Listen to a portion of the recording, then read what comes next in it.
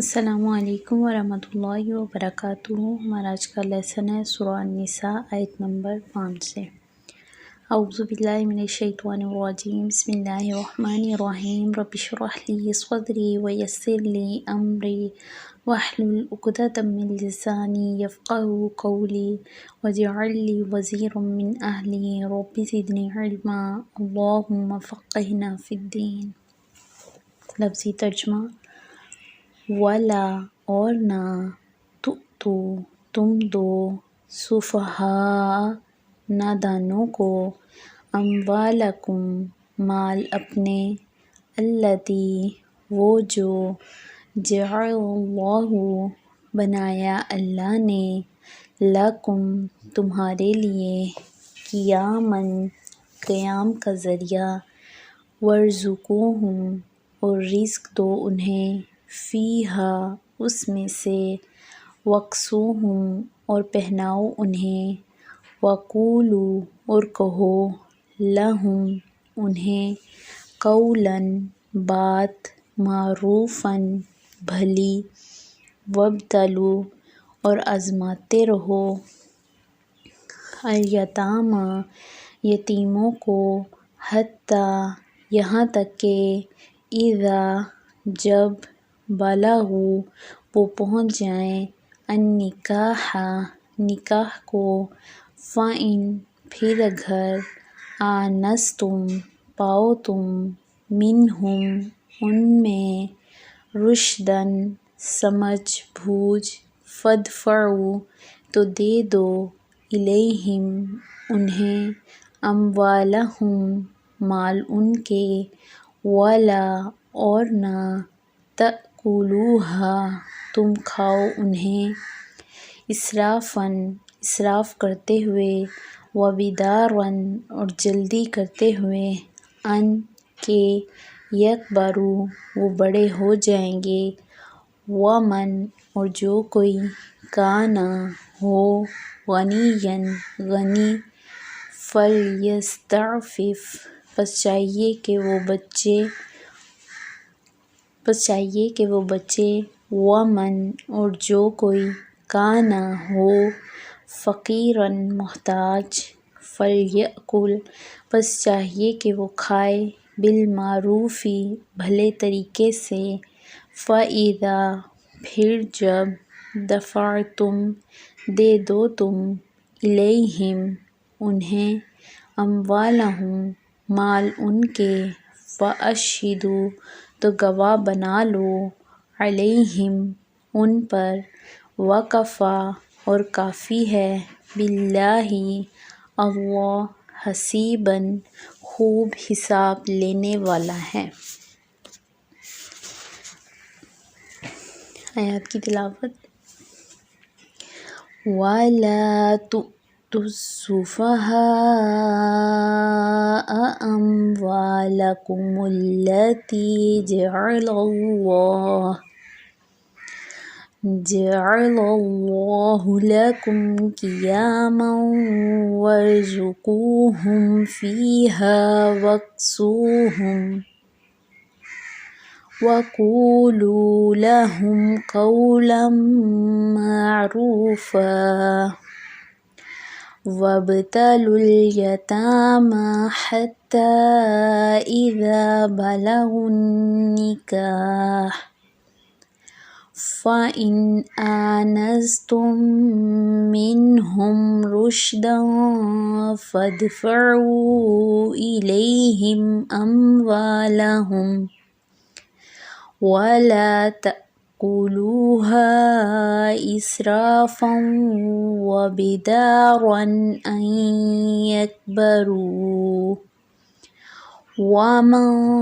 كَانَ غَنِيًّا فَلْيَسْتَعْفِفْ وَمَن كَانَ فَقِيرًا فَلْيَأْكُلْ بِالْمَعْرُوفِ فَإِذَا دَفَعْتُمْ إِلَيْهِمْ أَمْوَالَهُمْ فَأَشْهِدُوا عَلَيْهِمْ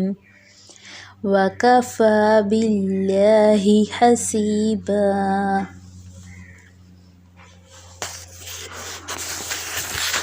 جی تو ہماری آیت نمبر 5 دیکھیے اس میں ہے، اور نہ تم دو بے وقوفوں کو، یہ بے وقوف یعنی کہ جو نابالغ بچے ہیں اور خادم ہیں، یعنی جنہیں اتنی سمجھ بوجھ عقل نہ ہو، اپنے مال، اللتی وہ جو جعل اللہ لکم قیامًا اور بنایا اللہ نے تمہارے لیے قائم رہنے کا سبب، ورزقوہم اور رزق دو ان کو، فیہا اس میں سے، وکسوہم اور پہناؤ ان کو، وقولو اور کہو لہم ان کو، قولاً بات، معروفاً اچھی، یعنی کہ اللہ تعالیٰ فرما رہے ہیں کہ اگر نابالغ بچے ہیں اور خادم وغیرہ ہیں جو آپ کے سرپرست ہیں، جن کے آپ سرپرست بنے ہوئے ہیں، جن کی آپ پرورش وغیرہ کر رہے ہیں، تو انہیں ان کے مال جو ہیں وہ ایسے ہی نہ دے دیے جائیں، کیونکہ ایک تو بچوں کو بھی سمجھ نہیں ہوتی کہ ہم نے اپنے مال کو کس طرح استعمال کرنا ہے، وہ غلط استعمال میں نہ لیں۔ دوسرا جو خادم ہے اسے بھی اتنی سمجھ بوجھ نہیں ہوتی کہ مال کا استعمال کیسے کرنا ہے۔ اللہ تعالیٰ کہتے ہیں کہ انہیں اس میں سے کھلاؤ پلاؤ اور انہیں پہناؤ، اور وَقُولُوا لَهُمْ قَوْلًا مَعْرُوفًا اور انہیں اچھی بات کو، یعنی کہ صرف یہی سرپرستی نہیں ہے کہ آپ انہیں کھلائیں پلائیں، رزق دیں اور ان کی تمام ضروریات پوریں، بلکہ انہیں کیا کرنا ہے، وَقُولُوا لَهُمْ قَوْلًا مَعْرُوفًا، انہیں اچھی بات بھی سکھانی ہے۔ آپ صلی اللہ علیہ وسلم کی کچھ احادیث کا مفہوم ہے، جو کوئی مال کی حفاظت کرتے ہوئے مرا وہ شہید ہوگا، یعنی اگر کوئی کسی کی مال کی حفاظت کر رہا ہے وہ فوت ہو جائے تو وہ شہید کہلائے گا۔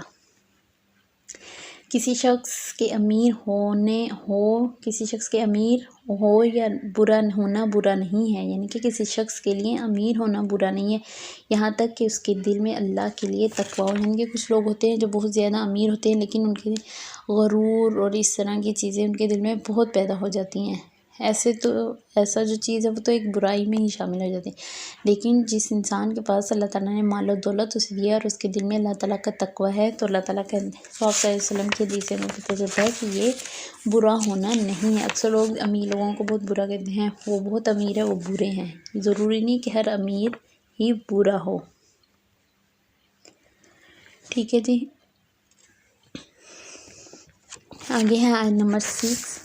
اور آزمائش کر لو یتیموں کی یہاں تک کہ جب وہ پہنچ جائیں نکاح کی عمر کو، پھر اگر پاؤ تم ان میں بھلائی تو دے دو ان کے مال ان کو، یعنی کہ ایک لیمٹ اللہ تعالیٰ نے بتائی ہوئی ہے، تو یہ کہ جب وہ بالغ ہو جائیں، اپنی بلوغت کو پہنچ جائیں اور آپ دیکھیں کہ ان کی نکاح کی عمر آ گئی ہے اور وہ سمجھدار ہیں، انہیں بھلائی نظر آ رہی ہے، تو اس کا یہ ہے کہ پھر ان کے مال ان کو دے دیے جائیں۔ وَلَا تَأْكُلُوهَا اور نہ تم کھاؤ ان کو اسراف کے ساتھ، جلدی کر کے کہ وہ بڑے ہو جائیں گے۔ اللہ تعالیٰ کہتے ہیں اس کا مطلب یہ نہیں ہے کہ انہیں تمہاری پرورش میں دیا ہوا ہے تو تم ان کے مال جس طرح مرضی کھاؤ، یا تم جلدی جلدی کر کے کھاؤ کہ یہ بڑے ہو گئے تو انہیں ان کا مال واپس کرنا پڑے گا، جتنا ہو سکے ہم اسے کھا لیں، ایسا مت سوچیں۔ اللہ تعالیٰ کہتے ہیں نہ تم کھاؤ ان کو اسراف کے ساتھ اور جلدی کرتے ہوئے کہ وہ بڑے ہو جائیں گے۔ آگے وَمَنْ كَانَ غَنِيًّا فَلْيَسْتَعْفِفْ جو کوئی ہو امیر پس چاہیے کہ وہ ہر پرہیزگاری کرے، اور جو کوئی ہو محتاج تو چاہیے کہ وہ کھائے بھلے طریقے سے۔ اللہ تعالیٰ کہتے ہیں اگر کوئی امیر ہے اور وہ کسی کا سرپرست بنا ہوا ہے، اس کی پرورش میں کچھ یتیم یا بیوقوف لوگ یعنی کہ خادم وغیرہ ہیں، تو انہیں چاہیے کہ وہ کھانے پینے سے، ان کے مال میں سے کھانے سے پرہیز کریں۔ ہاں اگر کوئی غریب ہے، محتاج ہے، تو اسے چاہیے کہ وہ بھلے طریقے سے اس کے مال میں سے استعمال کر سکتا ہے، کھا پی سکتا ہے۔ یہ دیکھیں کہ ہمارا اسلام کتنا نرم مزاج ہے کہ بالکل ہی سختی نہیں ہے اس میں۔ آپ دیکھیں گے ورنہ اللہ تعالیٰ کہتے ہیں نہ کوئی غریب کھائے، نہ محتاج کھائے، نہ کوئی امیر کھائے۔ اللہ تعالیٰ کہتے ہیں ہاں آپ دیکھیں گے ایک محتاج انسان خود اپنے گھر کی کفالت بہت مشکل میں کر رہا ہو، 2 وقت کی روٹی انہیں مشکل حاصل ہو رہی ہو، تو وہ ایک تیسرے انسان کی پرورش کیسے کرے گا؟ تو اللہ تعالیٰ نے یہ کہا ہے کہ اگر ہو سکے جو محتاج ہے وہ اس میں سے کھا سکتے ہیں، لیکن بھلے طریقے سے، اعتدال کے ساتھ، یہ نہیں کہ وہ بھی جلدی جلدی سے کھانا شروع کر دے۔ پھر جب دے دو تم ان کو ان کے مال تو گواہ بنا لو ان پر، اور کافی اللہ حساب لینے والا۔ اور اللہ تعالیٰ نے دیکھیں ایک اصول بھی بتایا ہے کہ جب تم ان کے مال انہیں دو تو اپنے اوپر تو ایک گواہ ضرور بنا لو، تو ان کے اوپر گواہ ضرور بناؤ کہ ہاں تم نے ان کے مال انہیں دے دی ہیں، تاکہ کل کو وہ یہ نہ کہیں کہ ہمیں ہمارا مال دیا ہی نہیں ہے۔ وَكَفَىٰ بِاللَّهِ حَسِيبًا اور کافی اللہ حساب لینے والا۔ اللہ تعالیٰ کہتے ہیں ویسے تو میں کافی ہوں حساب لینے والا، میں سب کچھ جانتا ہوں جو کچھ وہ کریں گے یا جو کچھ تم کر رہے ہو، تو لیکن یہ ہے کہ گواہ بنانا ضروری ہے۔ ہماری آج کی آیت ہے، ان سے ہمیں یہ لیسن ملتا ہے کہ ایک تو یتیم کی کفالت کرنی چاہیے۔ آپ دیکھیں گے ہمارے کل کا جو لیسن تھا، ہماری جو پچھلی آیات تھی ان میں یہ تھا کہ آپ صلی اللہ علیہ وسلم نے فرمایا تھا کہ میرے اور یتیم کی کفالت کرنے والا جنت میں ایسے ہوں گے، اپنی 2 انگلیاں کھڑی کر کے اللہ تعالیٰ نے، آپ صلی اللہ علیہ وسلم نے کہا تھا کہ یہ دونوں برابر ہوں گے، یعنی میں اور یتیم کی کفالت کرنے والا۔ اور آپ دیکھیں آج ہم نے یتیم کے بارے میں بھی پڑھا، اگر کسی کی کفالت ہم کر رہے ہیں، کسی کی پرورش کر رہے ہیں تو اس کے اصول ہمیں بتا دیے ہیں۔ اگر ہمیں نہیں بھی پتہ تھا تو ہم نے ان اصولوں کے مطابق اب اس کی پرورش کرنی ہے اور یہ سارے معاملات کو حل کرنا ہے۔ اللہ تعالیٰ سے دعا ہے کہ اللہ تعالیٰ ہمیں قرآن پاک کے احکامات کو صحیح طریقے میں عمل کرنے اور اسے دوسروں تک پہنچانے کی توفیق دیں۔ ہمارا لیسن یہی تک تھا۔ السلام علیکم ورحمۃ اللہ وبرکاتہ۔